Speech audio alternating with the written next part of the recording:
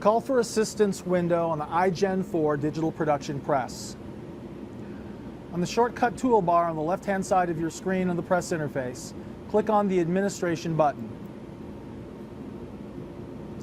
This will open up your administration window. The Call for Assistance tab is the first tab on the left-hand side of the administration window.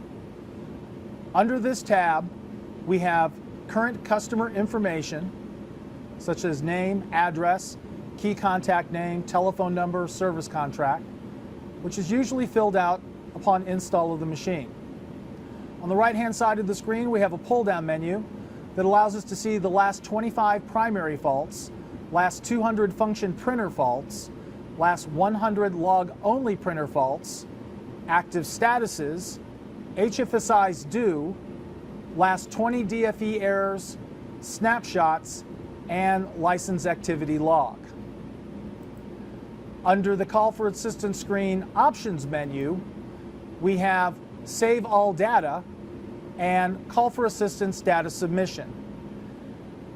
Should you ever need help with your iGen4 digital production press, you might be directed to create a log to send to your Xerox representative.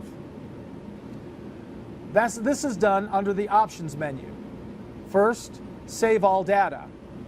At this point, the machine will create a data log with information that can help you and your representative troubleshoot any issues with the machine.